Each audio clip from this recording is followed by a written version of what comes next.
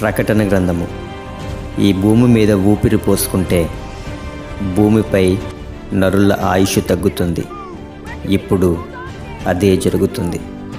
ముఖ్యంగా 666వ ముద్ర వేయించుకునేవారు దేవుని ఉగ్రత పాత్రలోనిది ఎలా త్రాగుతారో, మహాశ్రమల కాలములో ఎలాంటి శ్రమలు అనుభవిస్తారో మీరు కళ్ళకు కట్టినట్లు చూడబోతున్నారు. ఇది ఒక కథ కాదు, ఇది ఒక హెచ్చరిక. సున్నిత మనస్కులు భయపడేవారు చూడకండి, కానీ మీ ఆత్మను పోగొట్టుకోకూడదు అనుకుంటే చూడండి. అగాధము తెరువగా పెద్ద కొలిమిలో నుండి పొగ వంటి పొగ వచ్చెను. ఆ పొగలో నుండి మిడతలు భూమిపైకి వచ్చెను. వారిని చంపడానికి కాదు, 5 నెలల పాటు బాధ పెట్టడానికి. ఇక్కడ వారిని అంటే ఎవరు? 666వ ముద్ర వేసుకున్నవారు, దేవుని సీల్స్ తిరస్కరించిన వారు, మృగానికి చెందినట్లు అంగీకరించిన వారు. వారి కడపటి స్థితి ఎంత దారుణంగా ఉంటుందో ఇప్పుడు చూడబోతున్నాం.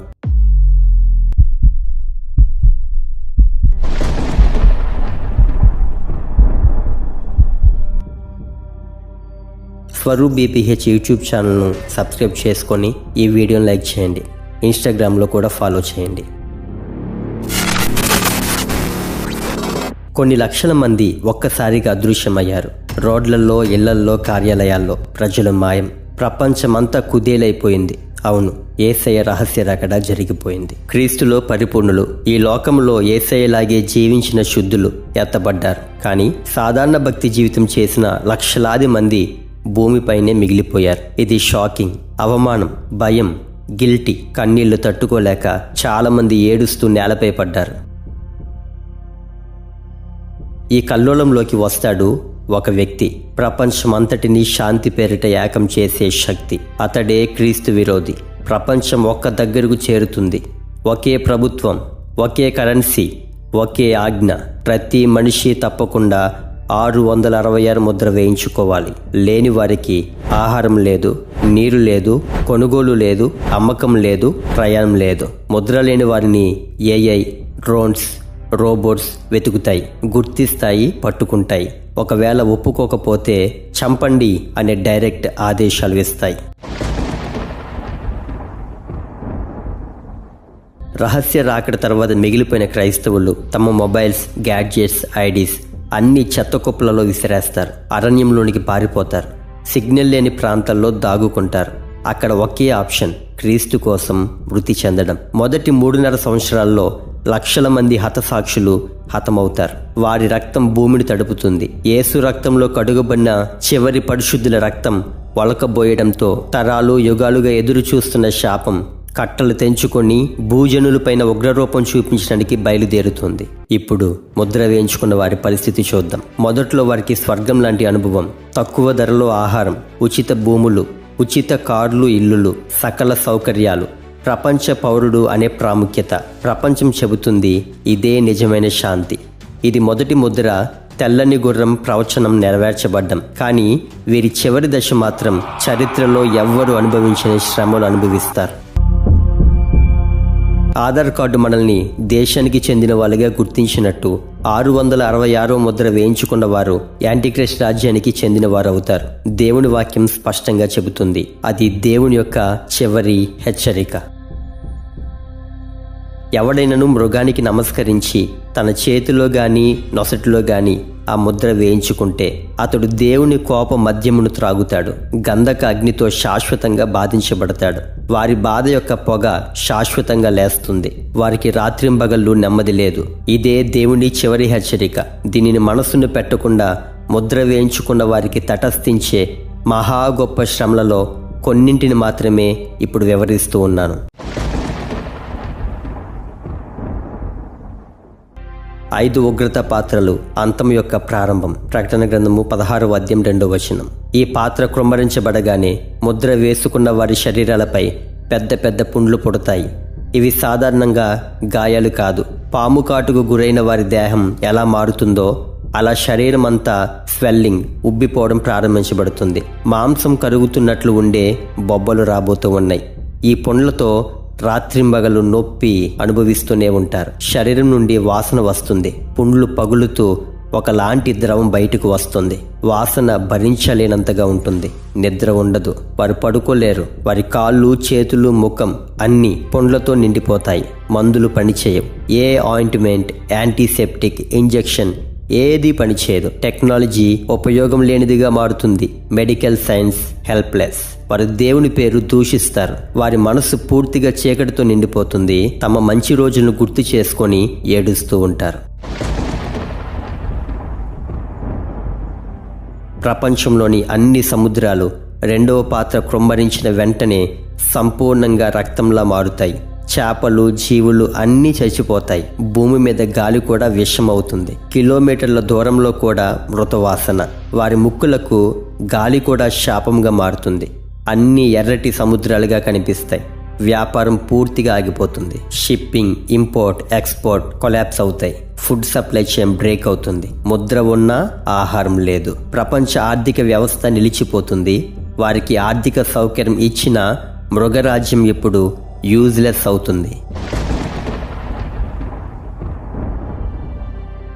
నీటి వనరులు రక్తంలా మారడం. ప్రకటన గ్రంథము 16:4 త్రాగే నీరు, బావులు, చెరువులు, భూమిలో ఉండే నీరు అన్ని రక్తముగా మారుతాయి.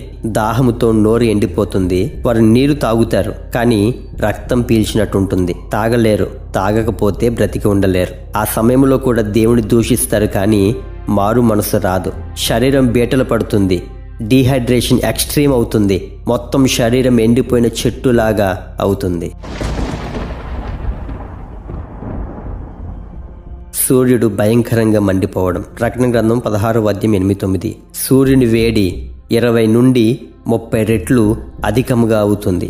యూవీ రేస్ శరీరాన్ని మేకుల్లా పొడుస్తాయి. దాహం పెరిగే కొద్దీ వారు మరింత బాధపడతారు. వారు కళ్ళు కాలిపోతాయి. కొన్ని నిమిషాలు బయట ఉన్న వారి ముఖ చర్మం అక్షరాల గుగ్గిలమవుతుంది. ఆ సమయంలో కూడా వారు మారు మనసు పొందరు. హృదయం సంపూర్ణంగా కఠినమవుతుంది.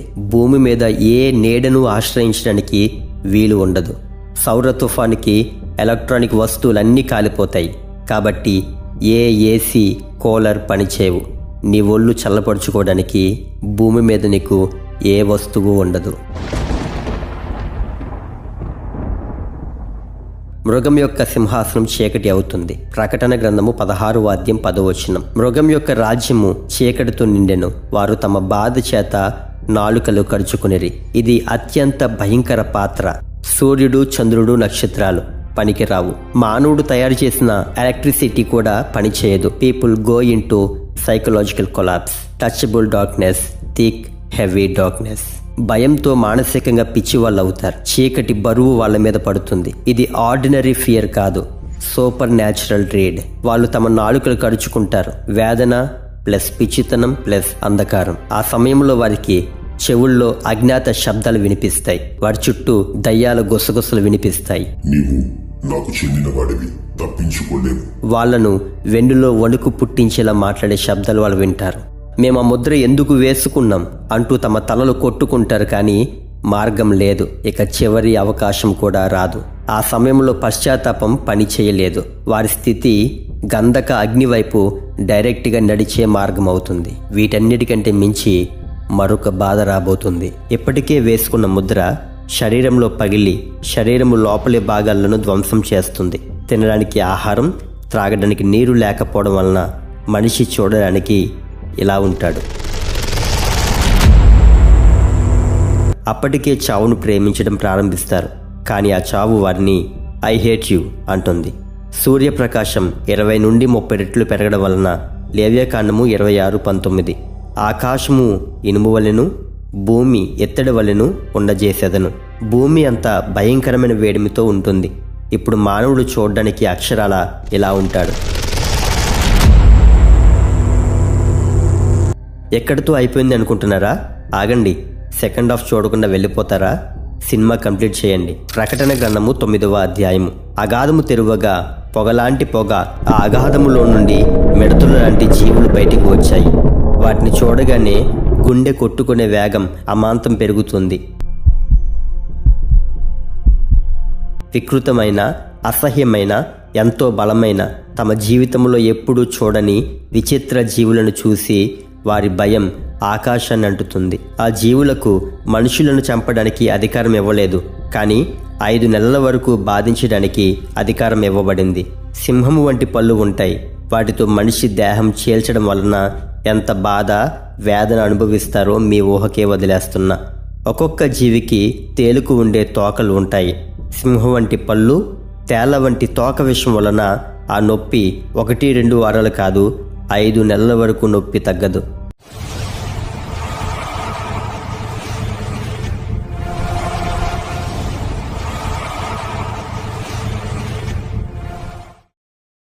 మరణం నుంచి తప్పించుకొని బ్రతకడానికి మనిషి ఎంతవరకు పోరాడతాడో మనం చూసాం. కానీ వినండి, ఒకరోజు రాబోతుంది, ఆ రోజున మనిషి బ్రతకడానికి పోరాడడు. బ్రతకలేక చచ్చిపోవడానికి పరుగు పెడతాడు. హాస్పిటల్స్కి కాదు, మందుల కోసం కాదు, ప్రార్థనలకు కూడా కాదు, మరణం కోసం పరిగెడతాడు. ఆ రోజు భూమి మీద ఉన్న మనుషులు అందరూ ఒకేసారి మరణించడానికి వెతుకుతారు. ఎందుకంటే అగాధం తెరుచుకుంటుంది. అక్కడ నుండి మిడతలు, శిక్షలు వస్తాయి. సాతాను రాజ్యంతో యుద్ధం చేయడానికి అగాధంలో నుండి రాక్షస గుంపు వస్తుంది. ఆ కాలము పేరే మహాశ్రమల కాలం.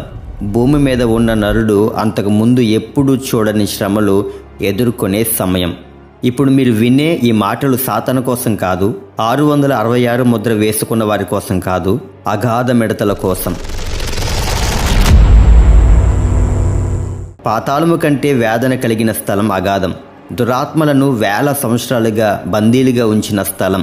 ఆ స్థలం నుండి భూమి మీదకు వచ్చి కేవలం 5 నెలలు మాత్రమే ఉండడానికి ఆ మిడతలకు అవకాశం. మరలా తిరిగి శాశ్వతంగా అగాధంలోనికి వెళ్ళిపోవాలి.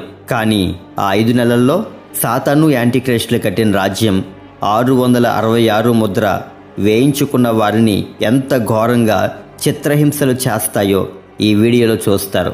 ఇది కల్పించి చెప్పే ఊహ కాదు, ప్రకటన గ్రంథములో 9వ అధ్యాయంలో వివరణ. స్వరూప్ BPH యూట్యూబ్ ఛానల్ను సబ్స్క్రైబ్ చేయండి. మీరు చేసే ఒక్క లైక్ వలన ఈ వీడియో ఎక్కువ మందికి రీచ్ అవుతుంది.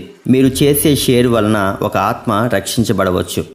సాతాను రాజ్యమంతా వణికిపోయే గడియ. అందరి కన్నులు ఆకాశం వైపు చూస్తూ ఉన్నాయి ఏలియన్స్ కోసం. కానీ మనుషులకు తెలియని మరో ప్రపంచం, అదర్ డైమెన్షన్ భూమి లోపలే ఉంది. ఏలియన్స్ రారు, కానీ దయ్యాల కంటే భయంకరమైన రాక్షస మిడతల గుంపు వస్తుంది. ఎప్పుడూ ఊహించిన ఒక దృశ్యం రాబోతుంది, అగాధం తెరుచుకునే దృశ్యం. సాతాను రాజ్యం, సాతాను అనుచర దయ్యాలు. సాతాను భూమిపై అత్యంత భయంకరమైన వాడు. కానీ అగాధం తెరుచుకునే రోజు సాతాను రాజ్యం కూడా భయంతో వణికిపోతుంది. సాతాన్నే నియంత్రించలేని శక్తి, సాతాను శక్తికి మించినది, సాతాను రాజ్యాన్నే తినివేయగల అగాధ సైన్యం. ఇది పాతాళ లోకం కంటే లోతైన స్థలం. ఆ రోజు ఆకాశం వైపు చూస్తే ఒక నక్షత్రం పడిపోతున్నట్లు కనిపిస్తుంది. కానీ అది పడిపోవడం కాదు, ఒక దూతకు ఆదేశం. అతని చేతిలో అగాధపు తాళం ఉంది. తాళం తిప్పే సౌండ్.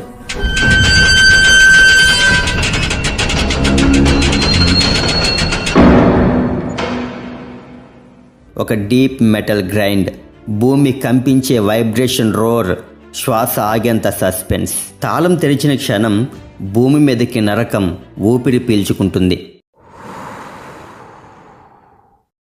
మొదట చిక్కటి పొగ. అది పొగ కాదు, జీవం ఉన్న చీకటి. సూర్యుని మింగేంత దట్టం, నగరాలపై ఎగిరిపడేంత భారీ విస్తీర్ణం. పొగ వచ్చాక శబ్దం వస్తుంది. ఓ రథాల సైన్యం, ఓ అగాధ మిడతల గుంపు, ఓ సునామీ గర్జన. ఇవన్నీ కలిసినట్టు ఉండే అతి భయంకరంగా దగ్గరగా వస్తున్నట్లు భీకర శబ్దం. ఆ శబ్దం దూరం నుండి వింటుంటే మిలిటరీ సైన్యం మార్చింగ్ చేసుకుంటూ వస్తుందేమో అనుకుంటున్నారు. వాటి నడక శబ్దం అలానే ఉంది. వాటి ఘేంకారం వింటుంటే ఆ భయంకర విచిత్ర శబ్దాలకు వినేవారి గొంతులో తడి ఆరిపోతుంది. అవి లెక్కించలేనంత కోట్ల సైన్యం. సాతాను ముద్ర వేసుకున్న జనుల్లో ఒళ్ళు జల్తరిస్తూ ఉంటుంది. భయము వెన్నులో వణుకు పుడుతుంది. అందరి మనసుల్లో ఇది ఏమిటి, ఇది ఏ శక్తి, ఎవరు వస్తున్నారు? కానీ ఎవరూ చెప్పకుండానే వారి ఆత్మ చెబుతుంది, అగాధం తెరుచుకుంది. అగాధ సైన్యం బయటకు వచ్చిన దృశ్యం. పొగ అంతా బయటికి వచ్చిన తరువాత ఒక కదలిక కనిపిస్తుంది. ఒక షాడో, మరొక షాడో, వేలల్లో లక్షల్లో అవి బయటకు వస్తూ ఉన్నాయి. మొదట మిడతల్లా కనిపిస్తాయి, కానీ మరో క్షణంలోనే వాటి రూపం చూసిన వారు నిజమైన షాక్కి గురవుతారు. వాటి పరిమాణం, వాటి ఫిజిక్, వాటి రేజ్. మిడత కాదు, జంతువు కాదు, దయ్యము కాదు, మనుషులు ఎప్పుడూ చూడని పాతాళానికి మించిన అగాధ సృష్టి. వాటి శరీరం గుర్రపు ఛాతిలా బలంగా విస్తారంగా ఉంది. వాటి రెక్కలు వేగం శబ్దాన్నే చెదరగొట్టేంత భీకరంగా ఉంది.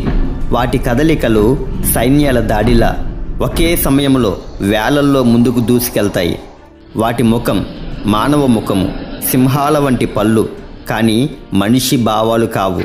రక్తం కోసం ఆరాటం, నాశనం కోసం తాపత్రయం. వాటి జుట్టు ఒంటె రోమల్ల పొడవుగా, చల్లా చెదురుగా. అవి ఎగురుతూ వస్తున్నప్పుడు భయంకరంగా అనిపిస్తుంది. వాటి పళ్ళు సింహపు పళ్ళు, ఏదైనా చింపగలిగేంత శక్తి. వాటి శరీరం ఇనుప కవచంతో కప్పబడి ఉంటుంది. తుపాకీ, బుల్లెట్స్, ఆయుధాలు ఏవి వాటి ముందు పనిచేయవు. సాతానుకే భయం పుట్టే శక్తి ఇది. సాతాను రాజ్యం తడబడిన క్షణం. ముద్ర వేసుకున్న వారు యాంటీక్రైస్ట్ రాజ్యానికి చెందినవారు. భూమిపై వీరిదే అధికారం అనుకున్నారు, కానీ వీళ్ళే మొదట కేకలు వేస్తారు. ఎవరు ఎక్కడ దాక్కున్నా వాటికి తెలిసిపోతుంది. 666వ ముద్ర వేసుకోవడం అంటే వారి ఆత్మను సాతానుకు అమ్మివేసుకోవడం. సాతానికి అమ్మివేసుకున్న వారి ఆత్మలు ఎక్కడ దాక్కున్నా అగాధ మిడతలకు తెలిసిపోతుంది. టవర్ నుండి మొబైల్స్ ఎలా సిగ్నల్స్ తీసుకుంటాయో అదే విధంగా నువ్వు ఎక్కడ ఉన్నా వాటి సెన్సార్స్కి తెలిసిపోతుంది. ఎందుకంటే అగాధ జీవులు మానవుల శరీరాన్ని కాదు, వారి ఆత్మలపై ఉన్న 666వ ముద్రను చూస్తాయి. అది స్పిరిట్ వరల్డ్లో వెలిగే నియాన్ లైట్ లాంటిది, ఆధ్యాత్మిక రక్త వాసన లాంటిది, దూరం నుండే అట్రాక్ట్ అయ్యే సిగ్నల్ లాంటిది. వాటి విధ్వంసం ప్రారంభమవుతుంది. అగాధ సైన్యము భూమిపై దాడి ఎలా ఉంటుంది? సూర్యుడు మసకబారిపోతాడు. పొగ మొత్తం ఆకాశాన్ని మింగేసి ప్రపంచంలో చీకటి ఉంటుంది. ఆ చీకటిలో నుంచి వాటి రెక్కల శబ్దం మొదట మైళ్ళ దూరంగా కూడా వినిపిస్తుంది. ఒక సిటీ మొత్తం వణికేటట్టు, కిటికీలు కదిలేటట్టు, గట్టిగా శ్వాస తీసుకున్న వినిపించేటట్టుగా భీకరంగా. 666 ముద్ర వేసుకున్న వారు ఇంకా తామే సూపర్ పవర్ అన్నట్లు నటించేవారు ఇప్పుడు భూకంపం వచ్చినట్టు పారిపోతూ ఉన్నారు. దూరం నుంచి కంపిస్తూ ఉంది. అగాధ సైన్యం ఒకే అలలా భూమి మీదకు దూసుకొస్తుంది. ఇది జంతు శబ్దం కాదు, ఇది విజృంభించిన నరక యుద్ధ బృందం. వాటి కాళ్ళు తడబడకుండా పరుగులు తీస్తూ ఉన్నాయి. వీరి అంతరంగంలో ఒకటే మాట, చావాలి, చావాలి, ఇక బ్రతకలేం. కానీ మరణం దూరం అవుతుంది అనే భయంకర వాస్తవం. ఒక అగాధ జీవి ఒక వ్యక్తిని పట్టుకుంది. దానికి ఉన్న అనేక తేలు వంటి తోకలలో ఒకదానితో శరీరంలో పొడుస్తుంది. కత్తి కంటే వాడి తేలుకు మించిన విషం. ఆ వ్యక్తి నేలపై పడి కొట్టుకుంటూ ఉన్నాడు. కాళ్ళు బద్దలవుతున్నట్లు, నరాలు ఫైర్ అవుతున్నట్లు, ఛాతీ పగిలిపోతున్నట్లు వాడు కేకలు వేస్తాడు. దానిని చూస్తున్న మిగిలిన వారు వణికిపోతారు. అయిపోలేదు. 2వ కొండెంతో మరలా పొడుస్తుంది. 3వ కొండెం, 4వ కొండెం ఒక్క రోజులో అనేక సార్లు దాడి చేస్తాయి. చుట్టూ మరికొన్ని దూసుకు వస్తూ ఉన్నాయి. మరణం అతని దగ్గరికి వస్తున్నట్లు అనిపిస్తుంది, కానీ అతడి ముందు ఆగిపోతుంది. అతడిని తాకదు, అతడిని తీసుకుపోదు. ఎందుకో తెలుసా? మరణాన్ని ప్రేమిస్తారు, కానీ అది పారిపోతుంది అని వ్రాయబడింది. ఎందుకు? కామెంట్ చేయండి, ఒక వీడియో చేయడానికి ట్రై చేస్తా. బైబిల్ చెప్పినట్లే మరణం అతడికి దొరకదు. అతడు చేతులు నేల మీద కొట్టుకుంటూ, చిన్న పిల్లాడులా అరుస్తూ, నాలుక కడుచుకుంటూ, దేవుడా నన్ను తీసుకెళ్ళు, నన్ను చావనివ్వు, ఇక బాధ తట్టుకోలేను. ఇన్ని రోజులు మరణానికి దయలేదు అనేవాళ్ళు, కానీ ఇప్పుడు అదే మరణం వారి మీద జాలి చూపి వారి దగ్గరికి రాదు. నీ వేదన చూసి సంతోషించడానికి దూరంగానే ఉండిపోతుంది. ఎందుకంటే దేవుడు అదే తీర్పుగా నిర్ణయించాడు. 5 నెలలు బాధపడాలి. ఈ దృశ్యం చూస్తూ ఇంకా ముద్ర వేసుకున్నవారు దూరం నుండే చావడం కోసం యత్నిస్తారు. బిల్డింగ్ పైకెక్కి దూకుతారు. శరీరం పగిలిపోతుంది, రక్తం కారిపోతుంది, ఇంకా బాధ పెరుగుతుంది, కానీ బ్రతికే ఉంటారు. తుపాకీతో కాల్చుకుంటారు, రక్తం పోతుంది, బాధ పెరుగుతుంది, కానీ మరణం మాత్రం రాదు. ప్రపంచం విపరీతమైన శబ్దాలతో నిండిపోతుంది. కేకలు, ఆర్తనాదాలు, బాధ, రెక్కల గర్జనలు, 5 నెలల పాటు నాన్ స్టాప్ నరకం. ఇది కల కాదు, ఇది ముందే వ్రాయబడింది. సాతాను రాజ్యం పతనం, అగాధ సైన్యం వేట మొదలు. ముద్ర వేసుకున్న వారు ఒకప్పుడు అతి ధైర్యంగా నడిచేవారు. సాధారణ మానవుల్ని హేళన చేసేవారు. సువార్త అడ్డుకున్నారు, చర్చిలు ధ్వంసం చేశారు. చివరికి పరిశుద్ధుల రక్తం భూమి మీద వలకపోశారు. ఆ తీక్షణమైన తీర్పు వారి మీదకు వచ్చింది. మరణము కూడా హేళన చేస్తుంది. యాంటీ క్రైస్ట్ రాజ్యం చీకటి అయ్యింది. దిక్కుళ్ళు పిక్కటిల్లేలా అరిచిన, గొంతు చినిగేలా ఏడ్చిన, హృదయం అవిసేలా విలపించిన సహాయం ఏ మూల నుండి రాదు. ఇది దేవుని దండన. మన రాజ్యం కాపాడలేం. యాంటీ క్రైస్ట్ మనం రక్షించలేడు. ఇక ముగింపు వచ్చేసింది అని వారి హృదయం చెప్పుకుంటుంది. అగాధ జీవులు దగ్గర పడిన క్షణంలో వారి ఆత్మ లిటరల్గా ఫ్రీజ్ అయిపోతుంది. అవి వారి ఎదుట ఒక షాడో లాగా వచ్చి నిలబడి వారి కళ్ళల్లో చూసే ఎక్స్ప్రెషన్ ఎలా ఉంటుందో తెలుసా? నీ నిబంధన గుర్తొస్తుంది. ముద్ర తీసుకున్నావు, ఇప్పుడు నీ తీర్పు వచ్చింది. యాంటీక్రైస్ట్ రాజ్యం పూర్తిగా కొలాప్స్. అగాధ సైన్యం ముద్ర ఉన్న వారిని వేటాడుతూ నగరం నలుమూలలా దూసుకుపోతుంది. అప్పుడు అందరికీ స్పష్టమవుతుంది, యాంటీక్రైస్ట్ రాజ్యం మోసం మాత్రమే. అది రక్షణ ఇవ్వదు. అది తన ప్రజల్ని కాపాడదు. 666వ ముద్ర వేసుకున్న వారు అతి పెద్ద అనర్థం చేసుకున్నామని గ్రహిస్తారు. తమ చేతులను చూసుకుంటారు. వారి చేతులపై స్పిరిచువల్ గ్లో, వారిని మరణించడానికి కూడా అనుమతించని తీర్పు యొక్క గుర్తు.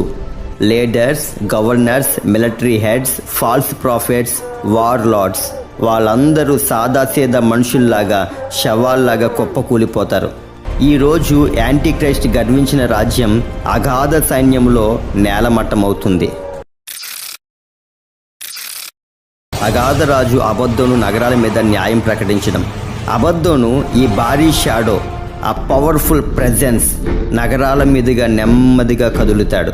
వాడి కళ్ళు పాపాన్ని చూస్తాడు, మోసాన్ని చూస్తాడు, ముద్రను చూస్తాడు. అతడి ఆత్మలో కోపం, పాపంపై తిరుగుబాటుపై, యాంటీ క్రైస్ట్ రాజ్యం పైన న్యాయ కోపం. మీరు ఎంచుకున్నదే మీ తీర్పు అయ్యింది. అతడి గొంతు మేఘగర్జన కాదు, పర్వతం పగలగొట్టే సౌండ్. ఆ సౌండ్ వింటే ముద్ర వేసుకున్న వారు స్థిరంగా నిలబడలేరు. 5 నెలలు ఈ రాజ్యం అతడి అడుగుల కింద మరిగే అగ్నిపర్వతంలా ఉంటుంది. అతడి దారి దాటిన భవనాలు, అంతస్తులు హోంకారంతో కంపిస్తాయి. అతడు చివరిసారిగా గర్జిస్తాడు, తీర్పు నెరవేరింది. భూమి తన దుష్టత ఫలాన్ని చూసింది. ఆ గర్జనతో అగాధ జీవులు ఒక్కసారిగా వెనక్కి వెళతాయి. ఒకే దిశలో, ఒకే ఫార్మేషన్లో అగాధంలోనికి తిరిగి వెళతాయి. వాటి రెక్కల శబ్దం ఒక భారీ పీచిక పెలుసుకుపోయినట్టు నగరాల మీద తుడిచి వెళుతుంది. పొగ తిరిగి అగాధంలోనికి జారిపోతుంది. చీకటి క్రమంగా తగ్గిపోతుంది. సూర్యుడు మళ్ళీ మసక తగ్గి కనిపించసాగుతుంది. కానీ దాని కింద ఉన్న భూమి 5 నెలల నరకం గుద్దిన గాయాలతో నిండిపోయింది. 5 నెలల తర్వాత ప్రపంచం శవాల మైదానం. 5వ నెల చివరికి ఒక ఈరీ సైలెన్స్ మొదలవుతుంది. అది శాంతి కాదు, అది రక్షణ కాదు, అది ముగింపు కూడా కాదు. అది నరకం అలసిన శబ్దం. నగరాలు, వీధులు, ఇల్లు, ఊళ్ళు అన్నీ ఒకే దృశ్యం. నిలబడలేక నేల మీద పడి ఉన్న జనాలు, కాళ్ళు వణికి కదల్లేని శరీరాలు, కళ్ళల్లో భయం, పెదవుల వద్ద బాధ, మరణం రాని శరీరాలు. ఇది జీవులు లేని నగరం కాదు, జీవించి పడి ఉన్న శవాలతో నిండిన నగరం. భూమి దేవుని న్యాయం కింద వణికిపోయింది. తీర్పు ఎందుకు వచ్చింది? దేవుని న్యాయం. మనిషి దేవుని హెచ్చరికను తిరస్కరించాడు, సత్యాన్ని వదిలాడు, యాంటీక్రైస్ట్ను రక్షకుడిగా స్వీకరించాడు. 666వ ముద్ర తీసుకున్నాడు, దేవుని చిత్తాన్ని తక్కువగా చేశాడు. ఈ తీర్పు దేవుని కోపం కాదు, దేవుని న్యాయం. అందుకే అగాధ మిడతలు దాడి చేయడం, అందుకే మరణం దూరం అవ్వడం, అందుకే 5 నెలల నరకం. నరుడు తీసుకున్న నిర్ణయం ఎన్నో కాన్సిక్వెన్సెస్ తీసుకొచ్చాయి. రక్షణ గురించి మనం చాలాసార్లు విన్నాం. చాలామంది అంటారు, రక్షణ తీసుకుంటానులే, టైం ఉంది అని. నువ్వు దేవుని రాకడం మిస్ అయితే ఈ మిడతలను ఎదుర్కోవలసి వస్తుంది. ఈ రోజు నువ్వు పొందుకున్న రక్షణ ఎంత గొప్పదో తెలుసా? ఇలాంటి రోజులు